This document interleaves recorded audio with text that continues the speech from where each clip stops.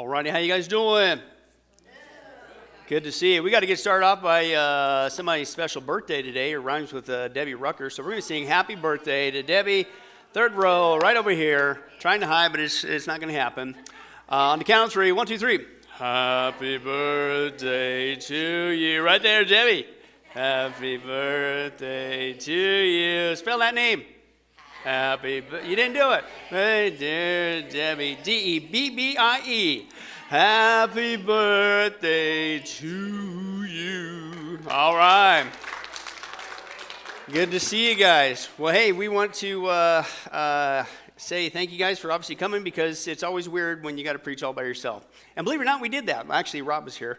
Me and Rob. Remember back in the Corona days when it first started? That baloney, whatever, don't even get started on that. But anyway, good to see you guys and glad to have you here. And of course, by way of just a couple announcements, what we're going to do is we're going to announce what?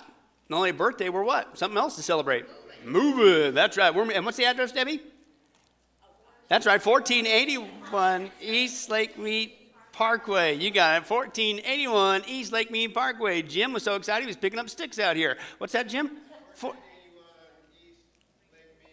Parkway, that's right, in Henderson, that's right. So that's what we're doing, and so we want to do that. We also want to celebrate, again, our online viewers, and tonight's no different. We're going to celebrate, I hope I'm pronouncing this right, Danelia from Washington. So she's been tuning in, watching our studies and stuff. So on the count of three, we're going to say howdy ho to, you get to pronounce it as well.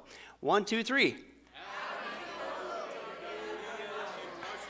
Just mumble, you get it right every single time. But anyway, we want to do that. And then, of course, what we also want to announce, another good, exciting thing is we are back in action. Our one account on YouTube that's been suspended for 3 months, yay, it's finally unsuspended.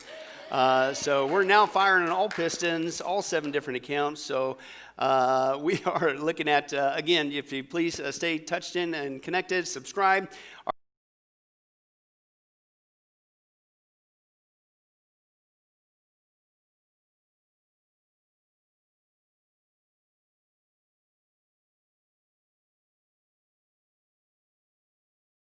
Account and the new Billy Crone live broadcast account. And that's right, you can do Twitter, Debbie, don't forget Twitter.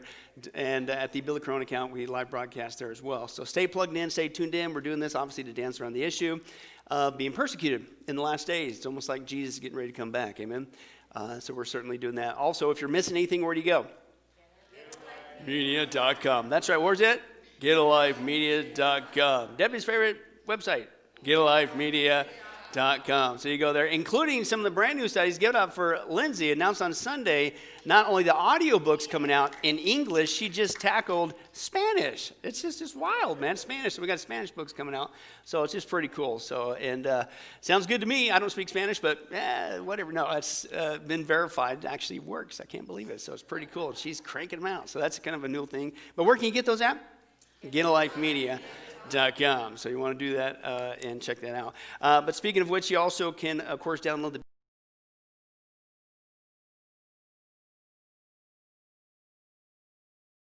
Me phone, their phone, whatever phone you got, and just don't try it on your rotary. Okay, if all 4 of you got that, but anyway, that's right. You can try it. I don't recommend it, but anyway, man, we gotta get cracking. So, but you can do that, or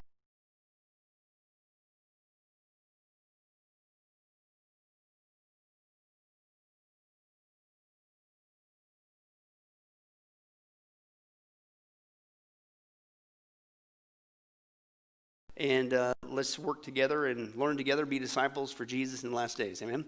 That's what it's all about. Speaking of which, we want to go ahead and take our offering for tonight. And as always, if you're here tonight, if you'd like to partake in that, you can do so. The offering box is at the back of the sanctuary. You can do that as you exit if you feel so led. Also, if you're watching online, you can do that as well. 3 different ways. You can go to the website, look at the mailing address, mail it in, the low-tech method, I call it. But it's still effective, that's right. And but also you can do the website there for click or donate, or you can even have a texting option as well. You could text give now as well. So we're going to pray for our study tonight, and then we're going to start off by praying with our offering. So let's do so. Father, thank you so much for tonight. Thank you for all the great things we have to celebrate. Thank you for getting to celebrate Debbie's birthday.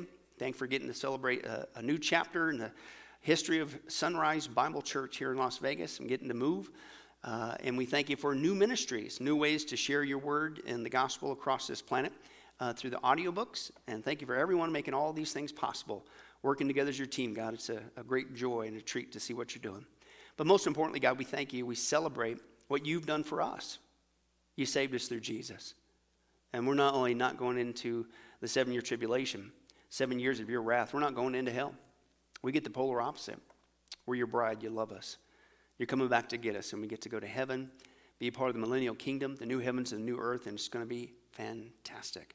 So we thank you for that tonight. We also thank you in the meantime, before you come and get us, that we had the privilege to serve you and to grow in you and to share you with others. And we pray that, Lord, with tonight's offering, that we would do so as you tell us to, not under compulsion, not because we have to, not because we feel guilty, but because we want to.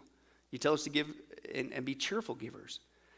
And we pray that you would use this offering, God, that you would be glorified, that we, your church, would be edified, that lost souls would be won for you all around this planet as a direct result of tonight's offering. And we also would pray for our study, God, as we turn again to your word. You do not mince. It's very blunt from you, Old Testament, New Testament, about this thing called witchcraft, the occult. You pull no punches. It's plain as day. You tell us this is serious, and we better not mess with it. Not only us individually, but even a whole country. And God, we're watching even in our country. It's beginning to permeate. So help us to get equipped tonight, once again, to share your truth, including with those involved in the occult and even witchcraft, so that they can be saved before it's too late and rescued from the darkness that is prevailing. But we know it's not going to last forever, God. We know that you're going to come back and put an end to all this. But Lord, our hearts ache like yours. We want the lost souls to be won. We don't want them to go in the 7-year tribulation, and we certainly don't want them to go to hell. So please bear much fruit with our study tonight. We ask all this in your wonderful name. In Jesus' name, and all God's people said. Amen. Once again, we are in our study, World Religions, Cults, and the Occult. Debbie, you're the birthday lady, so it's all on you once again. Number 14 is what? Witchcraft, the rise of Wicca. Yeah, give it for Debbie. I didn't even have to coach it. I didn't even do the fake voice. Can you believe that? That's amazing. It must be your birthday or something. That's right. Hey, we've already done in our study a recap with the definition of witchcraft, i.e. Wicca. Okay, and again, Wicca means witchcraft. Hello, it's just a repackaged thing. We'll see it again tonight.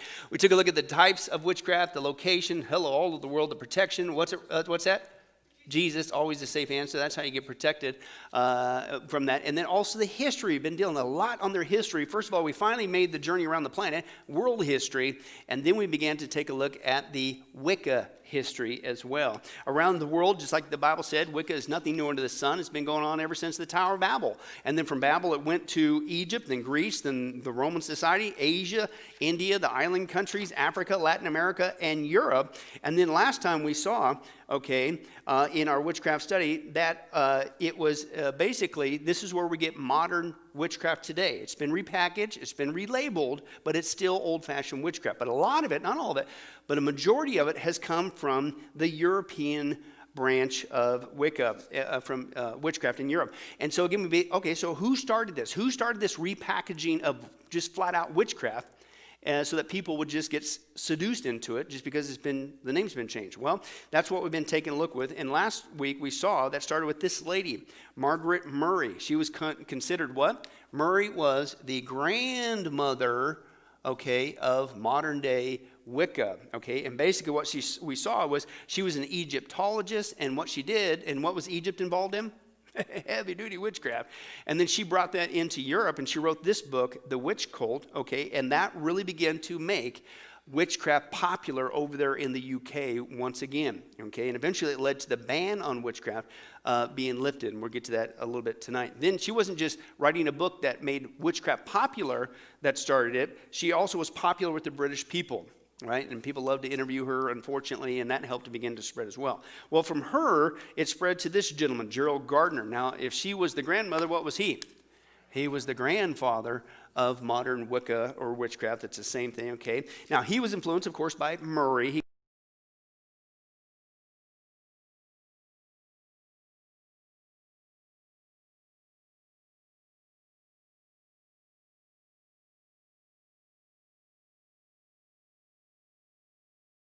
is involved in Wicca and its beliefs and underpinnings, okay? But this Gerald Gardner was not only in contact with Murray and Crowley, okay, he wrote the witch's workbook called the Book of Shadows, which is still mega popular and considered a great resource for amongst witches. Obviously, it's a horrible resource, but amongst witches, called the Book of Shadows, okay? And then, of course, his last name is Gardner, so guess what?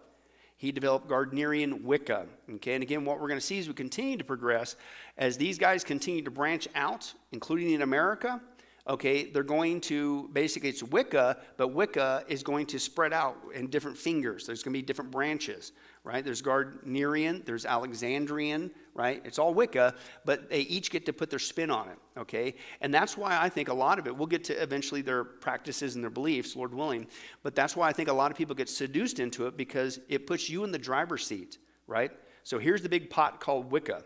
But you get to take out of it what you want. Do you want like the version that Gardner came up with, or Alexander came up with, or this person came up with? You get to pick and choose. Now, what does that sound like?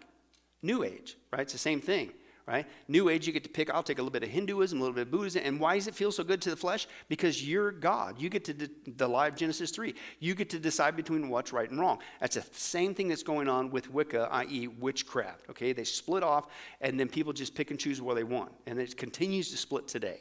Okay, some meet individuals, some meet together in covens, but that's kind of what's going on. So he started Gardnerian witchcraft, and then the next one in line led to this lady. This is Doreen Valiente, and she's got the garb, the broom, she's got the whole 9 yards. Okay, but this lady really began to make witchcraft sound witchy, very poetic-y, even if you will, a little Shakespearean feel to it, to make it more palatable for people. And they're even saying that if it weren't for her work, okay, Wicca may never have gotten off the ground. Okay, so we're going to take a look at that tonight. But before we do that, once again, let's take a look at yet another passage in the Bible saying don't get involved in witchcraft. Shocker. Isaiah 47 is our opening text. Isaiah 47 is our opening text. We're going to read verses 8 through 14. And of course, this is God's judgment on Babylon. Okay, and we're going to see why God has such strong, harsh words for Babylon and why he did judge Babylon. Okay, we already know in our world history section here, Babylon was steeped in what? Witchcraft. And that's where it all started eventually and then spread across the planet. Okay, agreeing again with the biblical account. But let's take a look at what they were involved in, and man, it's all over the place. You don't have to read this and find out some secret southern hidden Hebrew. Why was God judging this nation? No, it's very plain. Okay, and let's take a look. Isaiah 47, verse 8. Now, then listen, you wanton creature. Now, if God came up to you and called you a wanton creature, how many guys would say, right out of the gate, you're in trouble?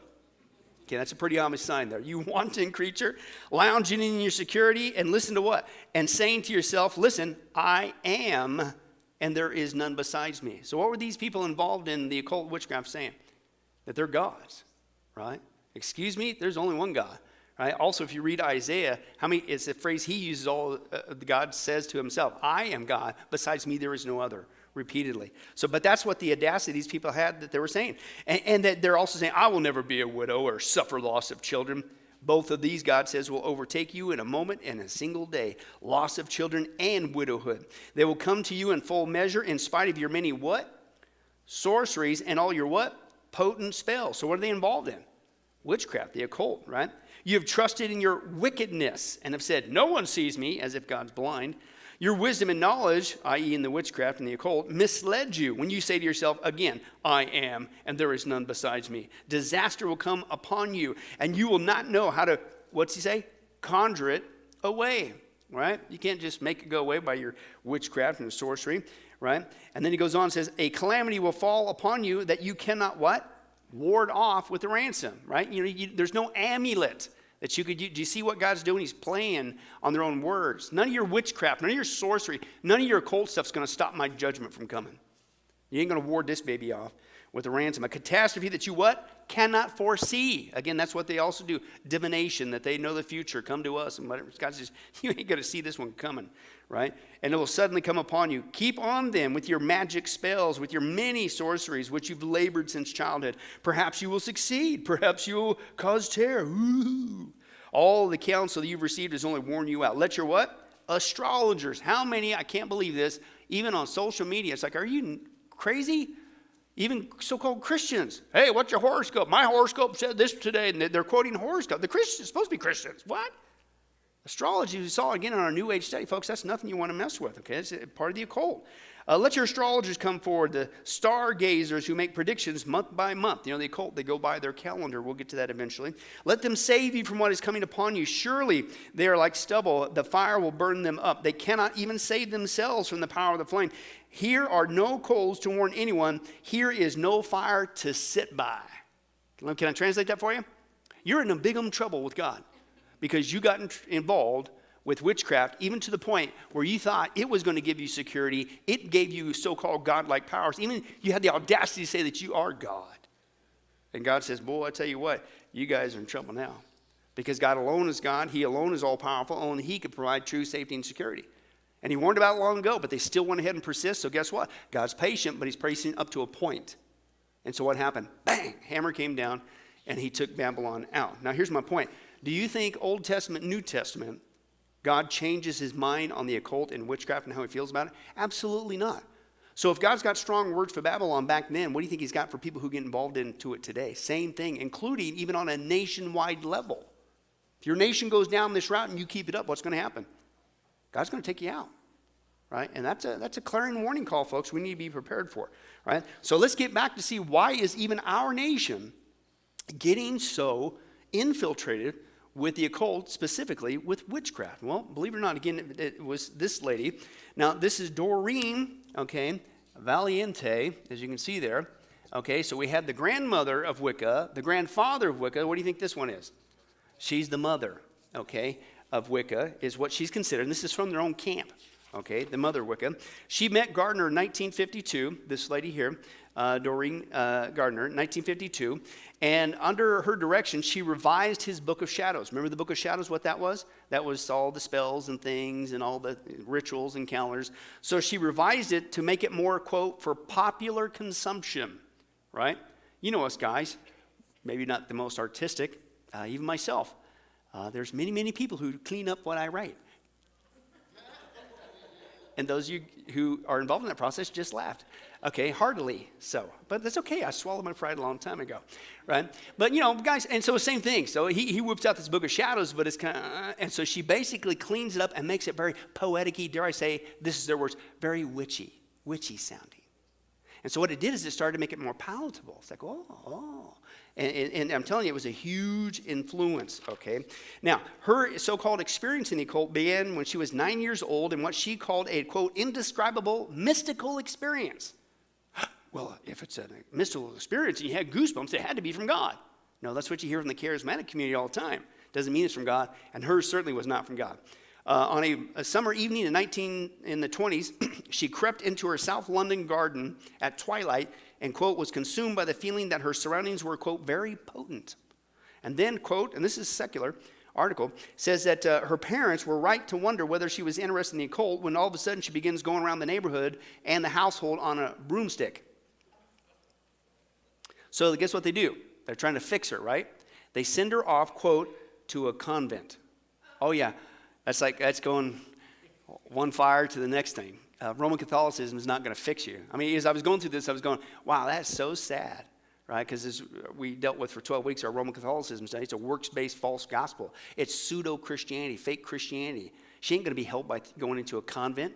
Probably going to make things worse, and apparently it did. She ran away, and I would too, frankly, be honest with you. Okay, but what's sad, I thought, well, man, what would happen if they got her plugged into a good evangelical church that preached the Bible? Maybe her life would have been different.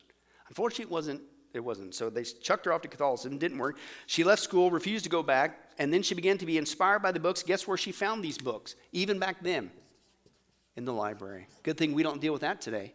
Yeah, you're taking out good Christian classics and banning them, but man, you're allowing the occult to infiltrate on a massive scale. And don't think that doesn't have an effect on kids, right? Okay, and that's just the library. Who uses the library anymore? The library now is the internet. And is it everywhere? Yeah, you have conservative Christian biblical ideas that are being blocked, as we saw on Sunday, called hate speech. But boy, you can say anything you want about witchcraft, and the occult's going nuts. So the new worldwide library is promoting it on a massive scale, even more than her. But the old low-tech method library, had a major influence on her. She became fascinated with witchcraft. Decades later, she became, quote, one of the most important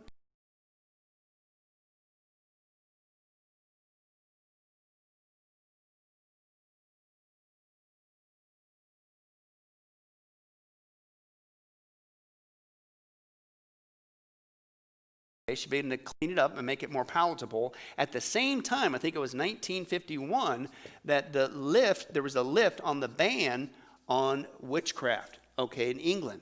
So right when the ban gets lifted, she makes it more palatable, and then it begins to go out there on a massive scale, and that ban had been in place for over 200 years. Big mistake, Now, today, there's an expedition in her hometown in Brighton. It shows some of her collection. You can see some of that stuff here. Here she is with a ceremonial knife called a thame, or however you pronounce it, with that. But there's all kinds of things that they house there. Like it's a tribute, like it's a wonderful thing she did for the UK, Tarot cards, 2 glass curse bottles, and things of that nature. She's also got some items from Gerald Gardner. As you can see here, ivory wand and some things of that nature. And it's crazy. Who would have thought that people would say, hey, let's celebrate witchcraft. Let's build a museum. Well, it ain't just there, folks. It's even here in the United States. We'll get to that in just a little bit. But again, Valiente, she first became aware of Gardner. So she goes to the library, right? And she gets influenced with witchcraft after having that experience that was not from God. But she does eventually, again, get connected with Gardner. There's your tie. But how? She read a magazine. Man, so what was an earlier promoter of witchcraft and help it to spread? Media. Once again, media. And so she read a magazine about him, so she contacts him. And so next thing you know, she gets in contact with him. This is in the 50s, after the ban. 1951, the ban was lifted. And then things go well if you wanted to apparently be a witch, unfortunately. And he made her his high priestess of the coven. And then eventually she begins to break off. But he encouraged her to help with the rituals and the ceremonies. She does the cleanup thing, and he promotes her as the face of Wicca. I don't know if he was concerned about his large beard and pointy hair, as we saw last time, if you recall that picture. Maybe that would deter people, but she looked more like a witch, kind of like the movie, or the old sitcom Bewitched, right? They didn't pick some old looking lady, right? With all due respect, ladies. They picked somebody that was very attractive and things of that nature, just, again, to popularize it, even in America. So she becomes the face, But listen to what they says. She gave the modern craft religious litany and a logical framework, and this allowed it to be more easily passed on, and, quote, is probably the reason it spread so rapidly and continues to spread across the world today, all from her. So that's how influential it was. In fact, they said this: had she not done that, had she not cleaned up Gardner's work, made it more witchy, poetic-y, palatable for people to get sucked into it, right? Then, quote, Wicca would almost certainly be very different and may not have survived in today's world. So she played a huge role in it, unfortunately, and became a pivotal figure. Now, she wrote a bunch of books herself, eventually, as you can see here, The ABC of Witchcraft, The Rebirth of Witchcraft, Witchcraft for Tomorrow. They say that this one, though, The Charge of the Goddess, was one of her most important one. The key word there is goddess, of the female goddess or female deity, which almost all Wiccans still to this day. We'll get into the female goddess and the male god, horn god, eventually. But the female began to usurp the male as far as the prominent, quote, deity, right? And then, because they believe that the goddesses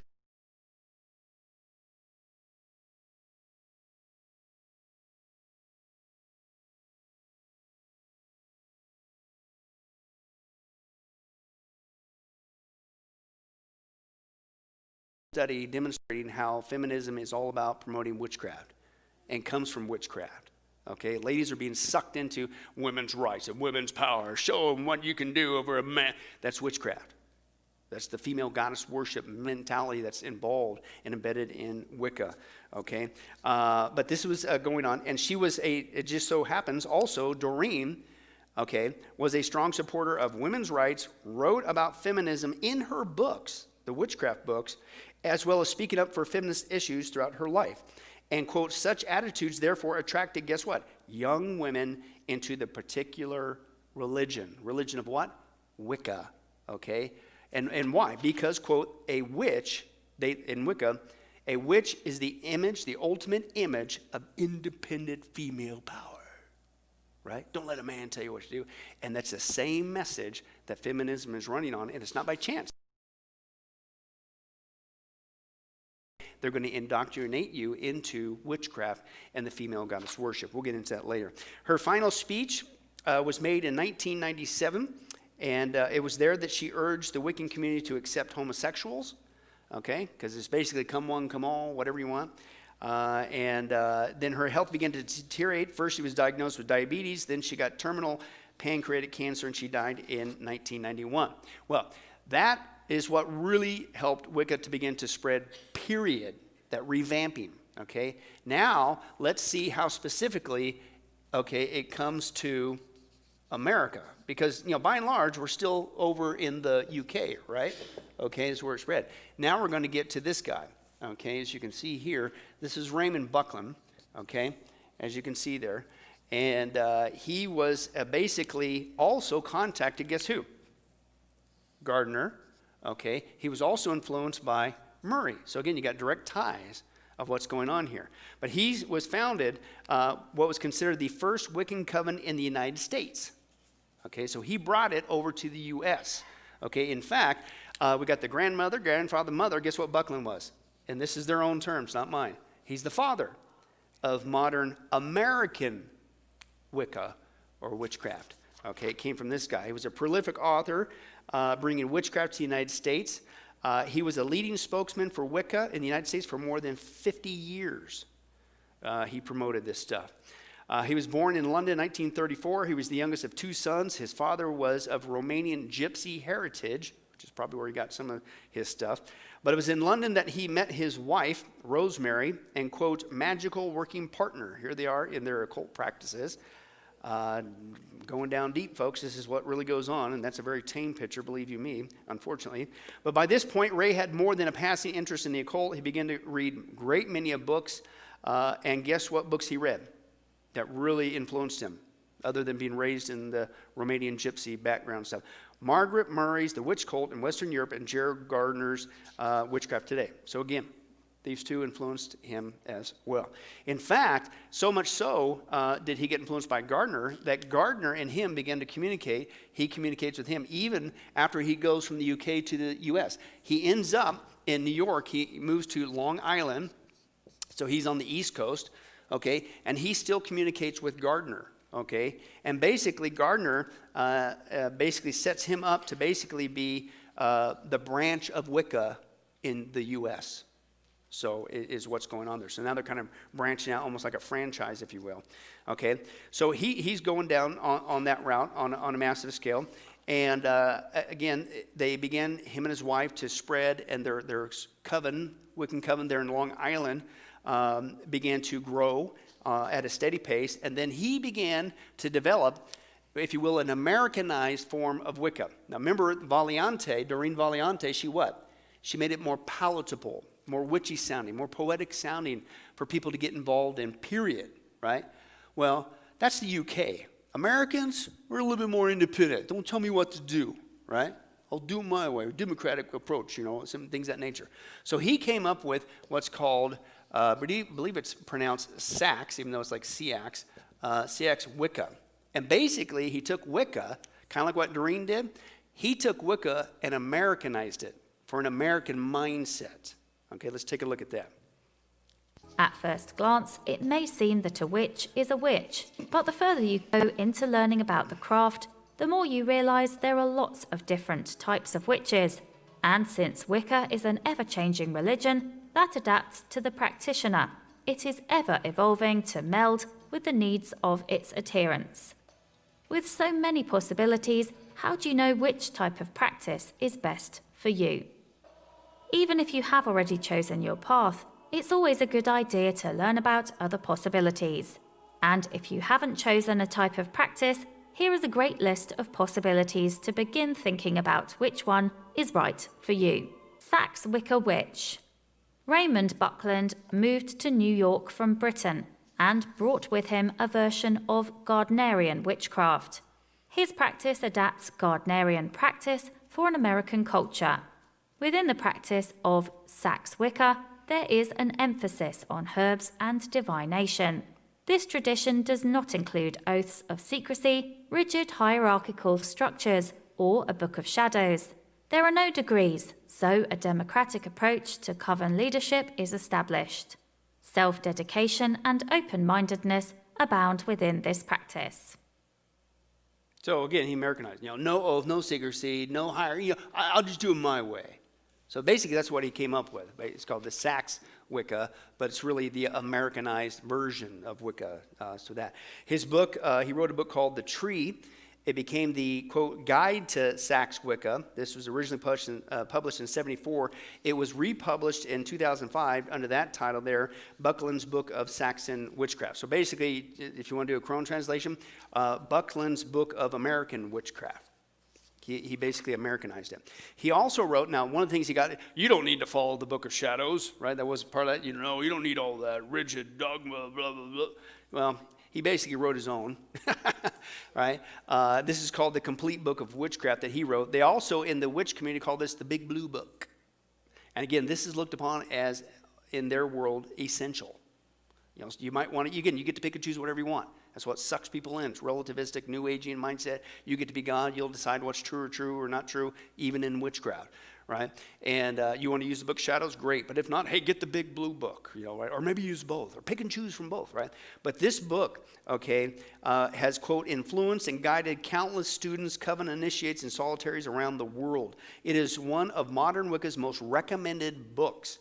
It contains step-by-step courses in witchcraft, photographs, illustrations, rituals, beliefs, history, lore, instruction and spell work, divination, herbalism, healing, channeling. What's channeling? You're actually communicating with demons. Hello.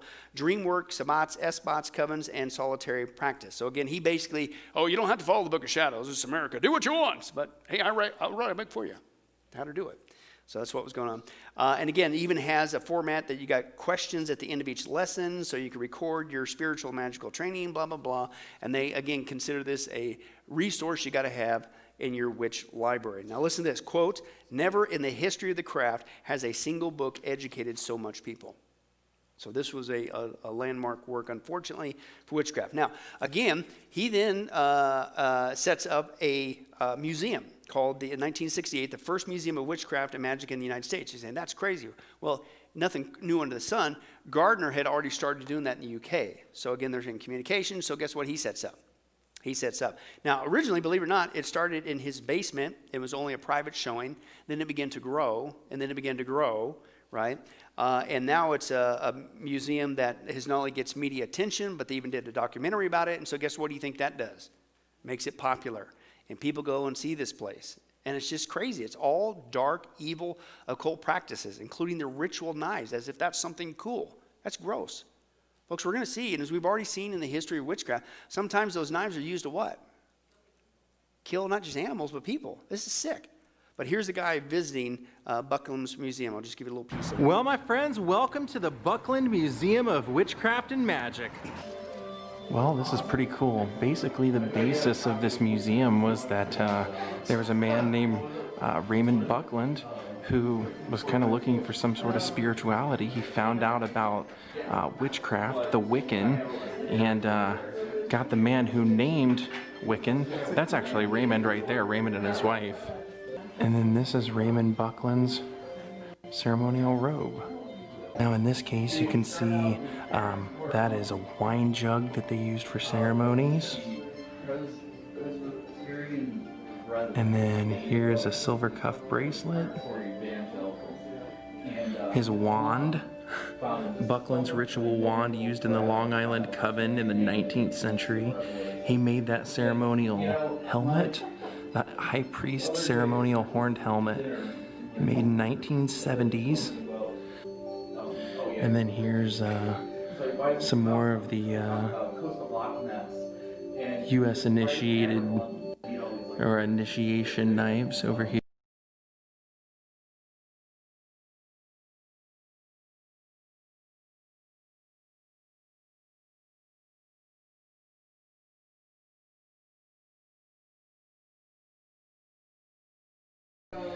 In Manhattan, and so he said somehow this demon was released. You can see there's a box in there, and it says so he asked for Raymond Buckland's help to capture this, and it says it took him 3 days to trap the demon in the box through incantations. They said he found a grimoire that helped them trap him, and it says it's not been opened since.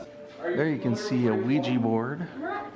Okay, well, are you familiar with Raymond Buckland? I've read.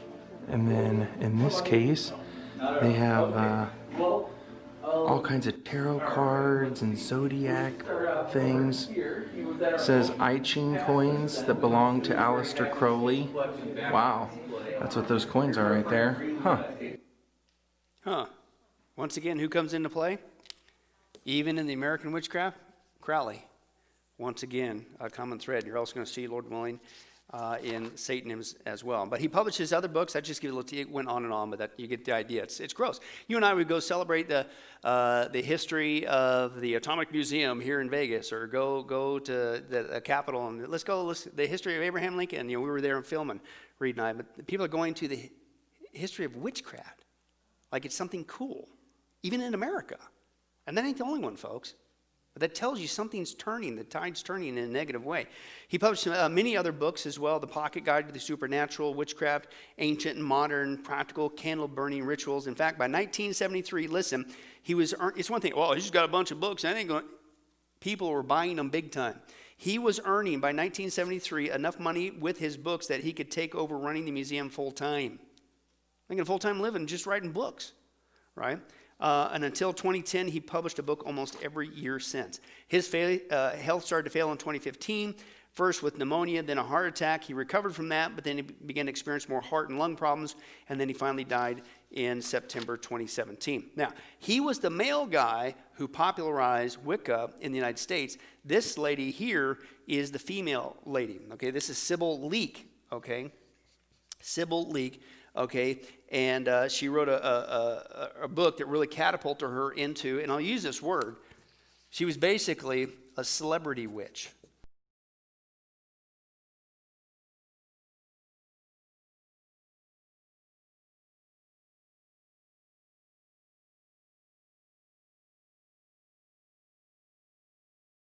Second. Okay, so she really begins to spread, right? So basically, again, she started out in the UK. She eventually comes to the United States, to LA. So he's in Long Island, she's in LA, so now you're dealing with coast-to-coast influences, male and female, and it starts to spread on a massive scale. Now, part of that was because, again, she starts writing books right and left on astrology, all kinds of other things, including she had a regular column, watch this, in the Ladies' Home Journal. How many ladies in these women's magazines got indoctrinated in witchcraft because she had a regular column there promoting this stuff? I'm sure that doesn't go on today, including feminism and other things that will draw you away from Christianity. So watch out for those ladies' magazines. I'm sure guys' magazines could do it too. Okay, but by 1969, Sybil Leek was called, quote, the world's most famous witch.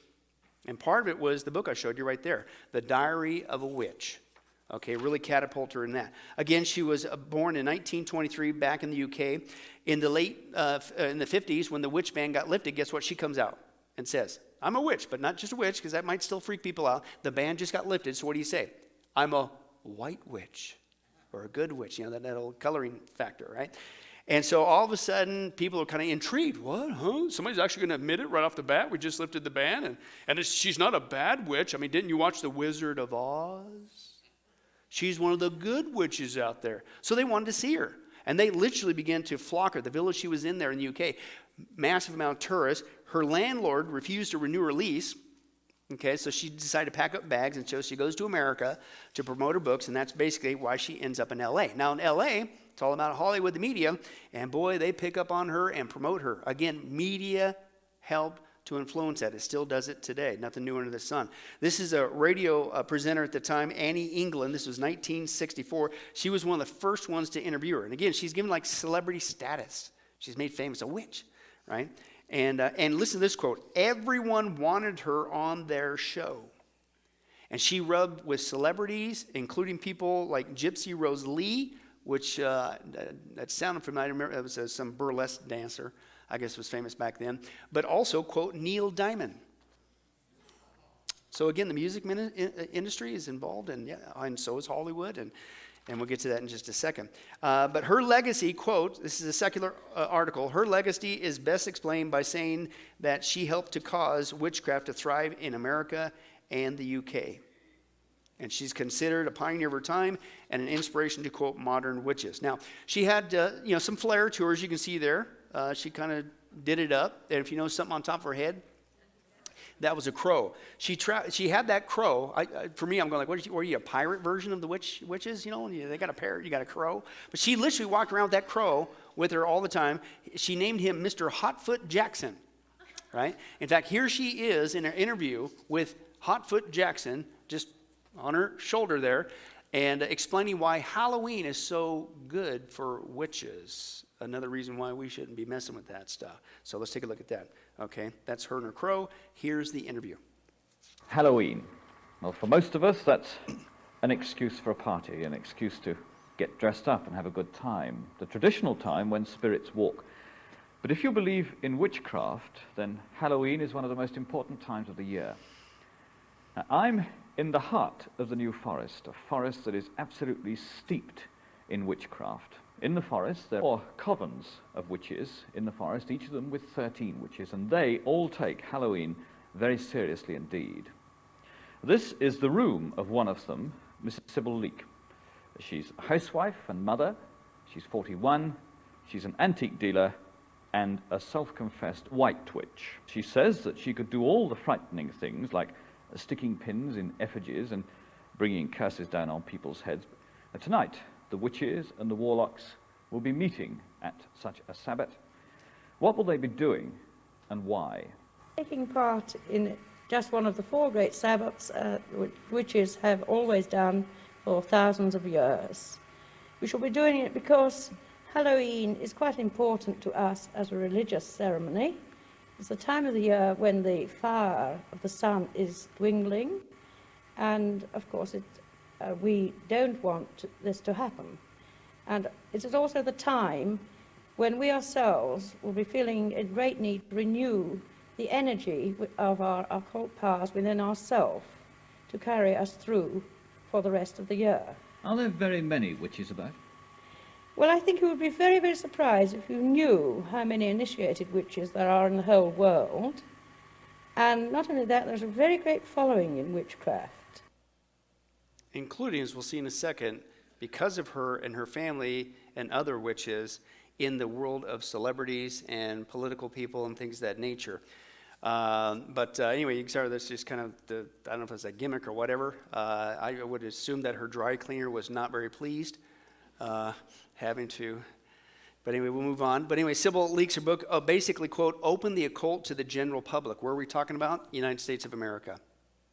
So you got the Buckland, the male version on the East Coast, and you got the female version, Leak, on the West Coast, just really, and then getting all kinds of media going at it and encouraging it from both ends. She left many articles, magazine columns, at least 60 books on astrology, numerology, crystals, mediumship, herbalism, tarots, gypsies, prediction, dreams, ghost tracking. Isn't that a big thing on the media today? Ghost shows, ghost this, whatever. Okay. She traveled the world and, quote, hobnobbed with, quote, many celebrities. Okay.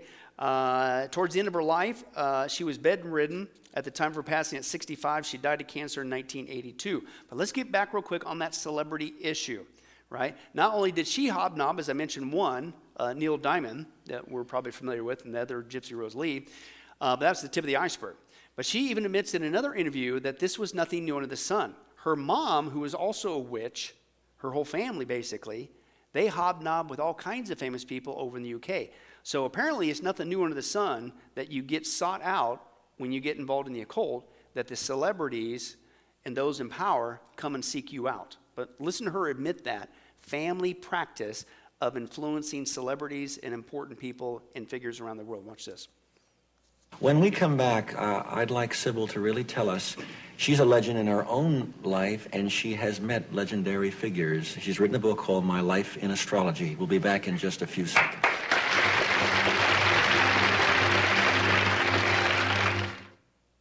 Sybil, I found your book, and I've read 3 of how many books you've written? 39 I've had published. I've written more, but 39 have made it. 39 books. It's an interesting title, My Life in Astrology. I'm purely dedicated to research in astrology. Well, I love it. You're a prolific writer. Now, you are also a medium. Mm-hmm. And I have seen film of Sybil Leek taken into a setting where there were supposedly, or many believed to be, other poltergeists or restless ghosts. How did you start in this? Was this part of your whole background? Well, I always accepted that reincarnation as a fact. You do believe in that reincarnation? The spirit is indestructible. And I think to release these troubled spirits is part of my life. Tell me now, your mother was involved in some area of psychic phenomena? All my family. My 2 sons are far better mediums than I am. Who were some of the people that you saw as a child in England or at your home that came to see your mother? Oh, I had the most fantastic childhood because I was born in England but spent a lot of the time in the south of France. And my father was a very scholarly gentleman, and people like H.G. Wells would visit us. H.G. Wells. Mm-hmm. And Lawrence of Arabia and the Sitwells. And I really didn't know anyone when I was a child unless they were famous. And it became a natural part of your everyday life. It became a part of my everyday life. So on a regular, constant, apparently nonstop basis, all her growing up, who's coming to the family of witches for who knows what? Celebrities, famous figures, political figures, and of course she just continues that on when she comes to what? America. And I'm sure that that's not going on today. I'm sure we don't have celebrities involved in witchcraft. Well, folks, I'm going to give you one. You may not know this. But people that you wouldn't even think of are involved in witchcraft. But nobody ever makes a big deal about it because it's been so downplayed in our culture in America. Tom Brady, his wife is a witch. And I think, oh, that's crazy, Pastor Bill. He admitted it. Watch this. You know, I've learned a lot from my wife over the years. She's so about the power of intention, you know, and believing things that are really going to happen. And she always makes a little altar for me at the game because she just wills it so much. And so she put together a little altar for me that I could bring with pictures of my kids. And I have these little special stones and healing stones and protection stones. And she has me wear a necklace and take these drops she makes. And I say all these mantras. And I stopped questioning her a long time ago. I did. I just shut up and listened. And at first I was like, this is kind of crazy. And then about 4 years ago, we were playing the Seahawks, and she said, you better listen to me. This is your year, but this is all the things you're going to have to do to win. And I did all those things, and my God, you know, it worked. It was pretty good. And then in 2015, it was about early January, and she said, you know how much I love you? And I said, yeah. And she said, I just want to let you know this is not going to be your year. And of course, we lost. I said, what does 16 look like? And she said, 16 is going to be your year. So it was early January this year, and I said, babe, I'm asking, do we have a chance? And she said, yeah, but you're going to have to do a lot of work, and you're really going to have to listen to me. So, man, I listened to her. And right after the game, she said, see, I did a lot of work. You do your work, I do mine. She said, you're lucky you married a witch. I'm just a good witch. You're lucky you married a witch, a good witch. Straight out of his mouth. Now, notice how our society doesn't even shrink back from this anymore, and they laughed, thought it was the funniest thing since sliced bread. That's how far it's advanced in our country, that somebody's admitting that their wife is a witch, and he's also involved in those rituals to help him win games and stuff, and everybody just laughs. What did God say to Babylon? You think you're so safe and secure? You think you're so cool? Oh, destruction's going to come on you, and you won't be able to predict this thing. And you think he's pleased with any of this stuff? It's nuts, and our culture laughs at it like it's funny. Brady said his family has, quote, space for multiple faiths. This is in a New York Times interview in 2015. He said, I think we're into everything. I don't know what I believe. I think there's a belief system. I'm just not sure what it is. Well, apparently it involves witchcraft. At least that's what your wife's pushing, and you're going along with her. Now, as we close, I want to show you just another thing. What are we leaving off on? We had the last two were the major influencers to get Wicca witchcraft going throughout America, male and female. And part of the technique was they're hobnobbing not just with the media, they became popular and through different sources of media, okay? But they literally hobnob and influence those who have influential power, like celebrities and politicians or whatever. Hang with me at the beginning. This may sound crazy, maybe not, but I got a Crone theory I want to share with you. I think that we are seeing a major influx of the occult in the Democrat Party. Right? And I want to demonstrate that to you tonight as we close. By the way, we might go a little bit over, and we're just going to end in prayer. We'll skip the other things, so don't freak out or whatever. Okay, but I got to get this in because, again, it's about influencing people in power, okay, so that they can eventually permeate your country. And I think that's what's happening, right? And again, and the reason why I start off with that is because I've talked to, obviously, and I'm sure you have, many people who are Democrats, and people say, how could you ever vote Democrat anymore? Look at the Democrat Party. Look at what they stand for. And sometimes they'll justify it by this statement. Well, I'm just trying to hold on the best I can because I get it. Yeah, they're changing. They've changed a lot, especially recently. And they'll make statements like this. It's not like it used to be back in my dad's day with the Democrat and the Kennedy, all that stuff. And so they'll admit that it's radically changed, but they're still trying to hang on to that stuff. So, my point is, even the Democrats admit that their party has what? Changed and changed radically, and dare I say, even recently, it's changing even on a whole nother scale. Now, why? Well, I think because the Democrat Party is involved in the occult. The occult has infiltrated the party, and I want to demonstrate that to you. This is a secular article. It says this, Marianne Williamson, remember her? One of the ladies that ran the Democrat Party for President of the United States, reveals, and this is secular, Marianne Williamson reveals the Democrats are a cult. You say, well, how could her running for president realize that the Democrat Party has turned into a cult? Well, they posed the question, how did Marianne Williamson end up on the 2020 debate stage? Now, if you know anything about her, she's what? A New Ager involved in the occult. So it's like, how could somebody involved in the occult be running for president of the United States? Well, they say, because the answer is obvious. She's been with the Democrats for a long time who are also involved in the occult. Now, we dealt with some of this back in our New Age study, right? Remember, it started with, and this is the article, starting with Hillary Clinton holding seances in the White House. Now, what party is Hillary Clinton from? Democrat Party, okay? And that was overseeing those seances, and this is well documented. We dealt with this in our New Age study. Seances in the White House with Jean Houston, okay? And she was there to try to contact, and supposedly contacted, Eleanor Roosevelt, which she didn't, that's a demon, and Gandhi. So this was going on in the White House with Hillary Clinton, Democrat, right? Well, guess who's there with them? Marianne Williamson participated with Hillary Clinton's White House seances. So again, that's what they're saying. This is nothing new under the sun. This occult tie in the Democrat Party has been around for a long time. Now it's coming to the surface. And it's gaining momentum, and it's changing the party. When Hillary Clinton wasn't trying to commune with Eleanor or Gandhi, she appeared to also share this obsession, not just with Marianne Williamson, but John Podesta, her campaign chair. Now, we're not even getting into that yet, but there was some weird, wacky stuff going on that began to come out with those WikiLeaks with the spirit cooking and all. That's some seriously, I'll use this word, sick, evil, rotten stuff going on. Okay, but who's he a part of?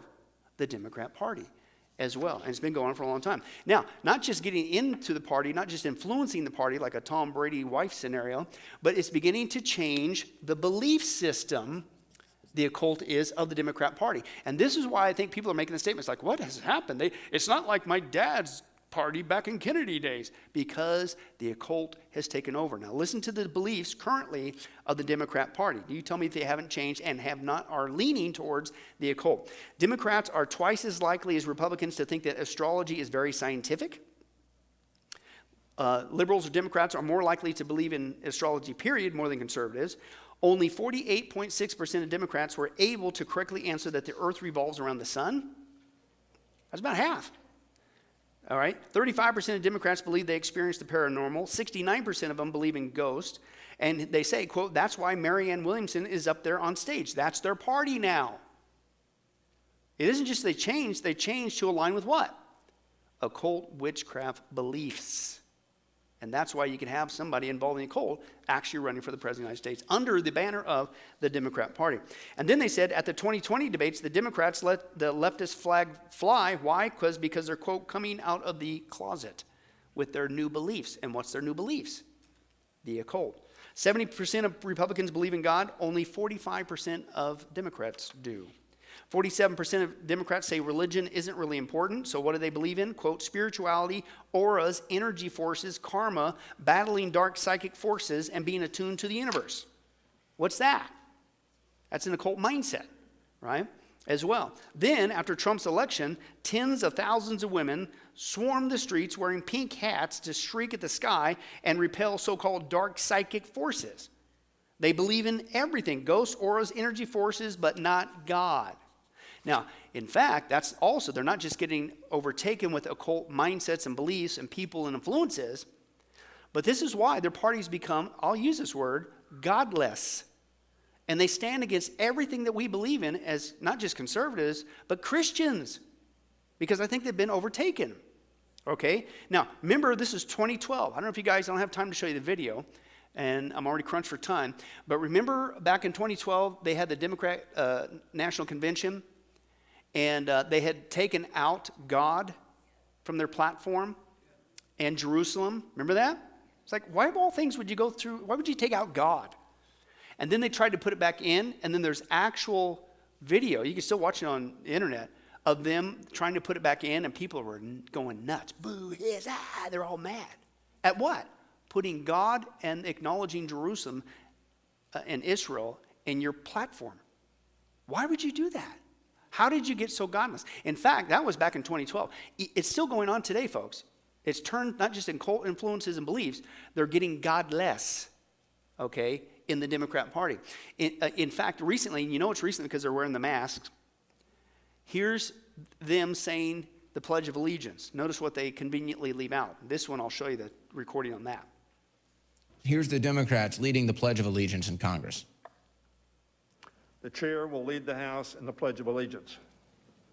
I pledge allegiance to the flag of the United States of America and to the republic for which it stands, one nation, indivisible, with liberty and justice for all. Something was missing there. You removed God. They removed God from the Pledge of Allegiance. Why would you do that? I mean, think about that. It's not even that funny, but why? You have to ask why.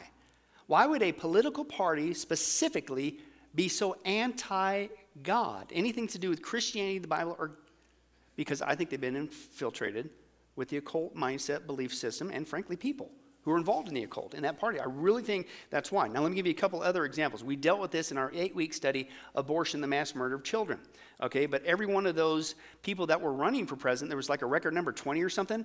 Every one of them were not just pro-abortion, but the bulk of them want to murder children even outside the womb if they've been born alive, and says, no, we're not even going to give them any help.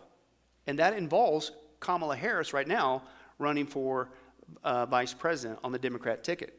That's what, so think, how did you become, listen, we dealt with this in our abortion study, how did you become the murder the children party? Because that's what they become. If you're going to be a Democrat, you're pro-abortion, murdering children. How did that happen? Well, I think it's because who you've been hobnobbing with, to use Sybil Leek's word, right, for a long time now, and it's now coming to the surface. In fact, they're going to the other end of the spectrum. We also dealt with this in our abortion study, the mass murder of children. Now they want to murder adults. In their socialism, universal health care, if you cost the system too much money, it's your duty to die, and if you don't want to die, we're going to have death panels, and we're going to make you die. It says right there, that's why I wanted you to see the article. Democrats have become, this is secular, right? Well, that's a Christian site, life site, have become the party of abortion and euthanasia. So both ends of the spectrum, they want to kill babies and kill adults. Is it just an ideal? I don't want to stretch this too far, but what also happens in the occult and witchcraft? You end up in your sacrifices, you kill what? Children and adults, okay? And then, of course, you look at their agenda. Basically, everything that the party now stands for is completely polar opposite of biblical values and even the constitutional values of our country. You got the Democrats, Joe Biden right now, he wants to kill babies. Trump is supporting let the babies live. They got defunding police. We want to support the police. They want gun control. We want gun rights. They want riots and violence. We want law and order. They want illegal immigration. We want legal immigration. They want higher taxes. We want tax breaks. They want weak military. We want strong military. They want overregulation. We want small business. They want let anyone vote. We want voter ID. They want welfare state. We want working class. They want poverty. We want prosperity. They want big government. We want small government. They want suppression. We want free speech. They want liberalism. We want conservatism. They want communism. We want the Constitution. They want socialism. We want capitalism. They want defiance. We want patriotism. Every single thing, tit for tat, is exactly polar opposite. Remember back in the day, it used to blend a little? Now, again, I'm not giving the Republicans a free pass. I'm not into a party issue. I'm just saying something has radically happened to the Democrat Party, and I think, even going through this research, it's opened my eyes. I think I know why. Because I'm convinced the occult has taken over that party. And I'm going to give you even more proof, right? Some people are now coming out and saying with this latest presidential election, why is it that you only have witches who only pray against and cast curses and hexes? Now, first of all, the thought that witches would be openly out in the United States of America admitting in mass around the United States, we're all gathering together, we're working in our community to not just pray against a president, but a Republican president. Why don't they ever pray against a Democrat person? Right? Think about it. But why is it only the other side? Because I think you're in that Democrat Party and you're not going to pray against yourself. Or, dare I say, hex yourself. But let's take a look at that. This is still going on. It didn't just happen one time with Trump. They literally meet every month and try to hex and curse him underground. In fact, she admits that it's with their help where all these fake news stories come from. Watch this. Melissa Madera is a self-proclaimed witch, and she's been casting spells for New Yorkers for years. But since the election of President Donald Trump, she says she's been using her magic a little differently. I'm very, very pleased with the results we've been getting. She hasn't shared how the witches cast the hex, but she believes the spells are helping to expose injustice in the Trump administration. Every time we've done it, we've seen new information come out about whether he's been engaged in tax fraud or Russian collusion or fraud with the election and stuff like that. Every time we do it, more and more comes to the public eye. So according to the witch, where is some of the impetus coming for all this baloney that just doesn't stop, and it gets crazier as it goes?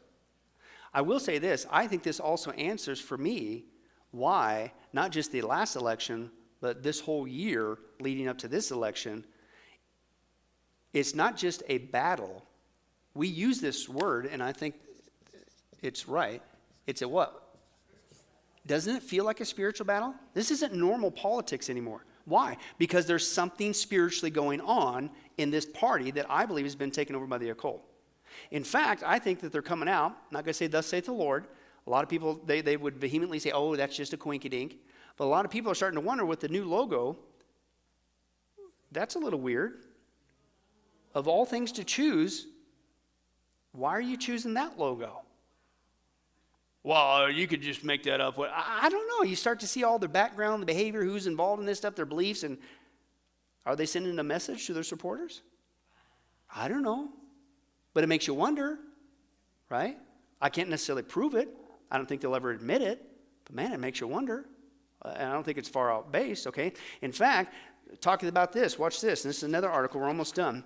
If you think that's crazy that they've been taken over by the occult mindset, 98% of Americans who support socialism reject the biblical worldview, which tells you it's a godless agenda, but who is it being promoted by?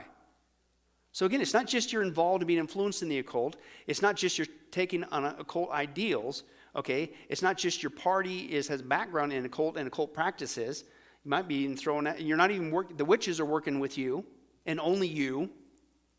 Okay, but the latest agendas that we're dealing with that's being promoted by the Democrat Party is godless as well, right? It goes on to say that, again, 98% of Americans who support socialism reject the biblical worldview, and what has the Democrat Party become? The party of socialism.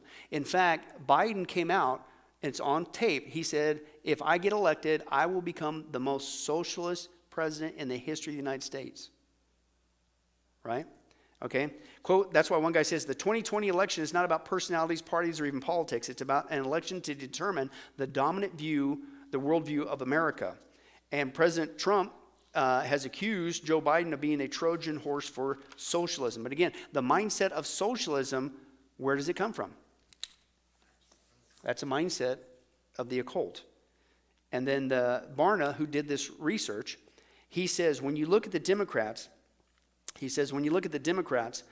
they're leading the curve in moving towards the perspective of, quote, life is all about me. Now, you've heard me say this multiple times, and after this witchcraft study, if we're still alive and still here, we're going to get to this in massive detail. But what is the number one law of Satanism? Do what you will shall be the whole of the law. And you know where that comes from? Crowley. And the Democrat Party is moving us towards a perspective, it's all about me, myself, and I, the unholy Trinity. Again, that's another occult thing. And Barna warns this, the remnant of those who hold to a biblical worldview are the linchpin to turn the American culture around. In other words, if we don't speak up, if we don't get engaged in our culture, then this is what's coming to our country. It's not just, listen, socialism that's coming to our country that Trump's been warned about. It's an occult mindset. It's a godless mindset to take over our country. That's why it feels like a spiritual battle, because it is one. Let me give you one more or two more quick examples. I want to prove the point. Everything that the Democrat Party is now promoting and is coming straight out of witchcraft, right? Watch this one. What's the big issue that's going on right now with the riots?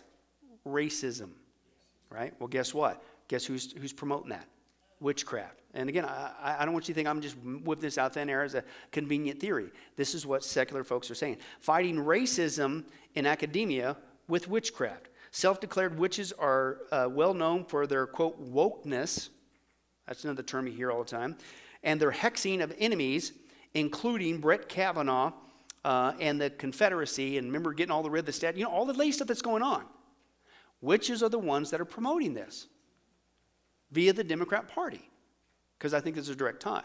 Now, speaking of statues and tearing down of our statues, I like this version of, if somebody were to try to take down the Statue of Liberty, this would be her response. I like this one. It's pretty cool.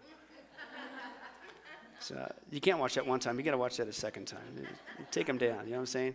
But yeah, you can't put up with that baloney, okay? But again, that's where they're saying this is coming from. But listen, witchcraft in college is not unknown, and, quote, self-declared witches are invoking Satan and hexing young conservatives. Again, who are they working against? And this is a direct quote. Magical thinking is a hallmark of leftist thought. You get it? It's not just the party has gone left. It's not just the parties in socialism. It's not just the part. Where's this coming from? The occult. And listen to this, at least this person was honest. This self-declared witch is just honest about that. So the witches admit that's where this is coming from, right? They admit this. It's now determining the direction of the Democrat Party. I'll give you one more, we're going to close, because this is the other latest agenda. Not just with the racism and the statues and the burning down and all this stuff and the socialism, blah, blah, blah. But what's the other big thing that's going on right now? The BLM, Black Lives Matter movement. Okay? And guess what? Guess who is running that movement? Witches. BML leaders practice witchcraft and summon dead spirits. And one guy says he's calling on Christians right now who have allied themselves with the Black Lives Matter movement. You better rethink your decision. Now you think that's a crazy, crazy statement to make. Well, here they are, the leaders of BLM admitting they're summoning spirits of their dead ancestors. They're involved in witchcraft, and that's what's driving that movement. Watch this. Do witches run Black Lives Matter? And maybe I'm sharing too much, but we become very intimate with the spirits that we call on regularly, right? Like each of them seems to have a different presence and personality. I laugh a lot with Waukesha, and I didn't meet her in her body, right? Yeah. I met her through this work. It's a very important practice. hashtags are, for us, are way more than a hashtag. It is literally almost resurrecting a spirit so they can work through us to get the work that we need to get done. I started to feel personally connected and responsible and accountable to them, both from a deeply political place, but also from a deeply spiritual place. And always, you know, in my tradition, you offer things that your loved one who passed away would want, you know, whether it's like honey or tobacco, things like that. And it's so important, not just for us to be in direct relationship to our people who've passed, but also for them to know we've remembered them. I believe so many of them work through us. Black Lives Matter is ran by 3 witches who are lesbian witches: Alicia Garza, Patrice Cullors, and Opa Tometi. She's of Nigerian descent. They are all 3 are part of the Black Boule Secret Society, and there are witches, they're warlocks, in the entire spiritual dogma or doctrine of Black Lives Matter is from the West African religion called Odu Ifa, capital O-D-U, then space and capital I-F-A. But over 3,000 different religions in Africa, or Akibalon, is rooted in witchcraft and divination. And now they've merged with the Democrat Party. And when you take a look at all the other things the Democrat Party has merged with, it's just a natural slide because it's indoctrinated now in the occult. It's crazy. And that's why one guy says this: how can you reconcile this with what the Word of God says? Quote, we have got to evaluate everything through the Word of God as Christians. So let me translate that statement for you, and I'll just be blunt. Now, knowing what you know, and you claim to be a Christian, and you continue to vote for the Democrat Party, I don't care who, you're going to stand accountable to God. Because really what you're doing now, they've been infiltrated. They're not like the Democrat Party of old. They've been infiltrated with the occult. And so you're putting a vote to having the occult take over the United States of America. And you think God's going to bless it? Did he bless Babylon when that happened to them? No. So you might want to think twice if that's you, because you still hear so-called Christian. I'm going to vote Democrat anyway. Wow. Lord willing, next time we're going to take the next guy who took it even further. This is Alex Sanders. And of course, he founded a strain of Wicca called Alexandrian Wicca. Okay? And he was catapulted in fame as a witch because he wrote an autobiography, so he's using books. But guess what? Here's the big breakthrough. It goes to film. So now you're having movies. Okay, it was called The Legend of the Witches. Began to promote that. Also around this time, before this, Hollywood ceased with their Christian influence to determine movies and their ratings and their scripts. Remember back in the day when Hollywood, believe it or not, had to submit to a religious authority all their scripts? This is why you had shows back in the day where people did not kiss longer than 4 seconds. That's why when they showed a husband and wife bedroom scene, it was 2 beds. Remember that? Hollywood, I don't know why that happened. I think it was a spiritual thing, personally. But they stopped doing that, and then it opened the door to start using the movies to now, not just books, not just magazines, movies to promote witchcraft and the occult. And to the point where this guy was called the king of witches. But Lord willing, we'll get to that next time. Let's pray. Father, thank you for our study tonight. And boy, how relevant it is in our day as we're seeing your judgment upon Babylon, because their society, however it happened, slowly became completely permeated with the occult. And you judged it. And God, I really am convinced that we're seeing the same thing happen to our country. And God, we got to speak up. This no wonder it feels like a spiritual battle, because it really is. The war for our nation is on right now. And God, please help us to always stand for your truth, to stand for biblical truth and biblical values.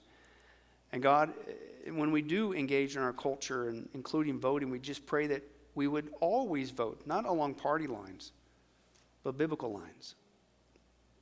Whoever it is, that they would support your truth, and that we would never link our hands, God, and our voices with those who are promoting a godless, ungodly, occult agenda. Oh God, please, use us in a mighty way. It's not by chance that you're equipping us on this study at this time. Please use it to make a difference. And God, whoever's involved in the occult, whether they even realize it or not, maybe they just got occult beliefs and they just don't label themselves as that, but they are. Help us to witness to them. Family, friends, whoever. Anybody who doesn't know you, Jesus, their Savior. Help us to reach them before your judgment comes and it's too late. We love you. Thank you again for tonight's study. Please bless it to these lives that belong to you. We ask all this in your wonderful name, in Jesus' name. And all God's people said.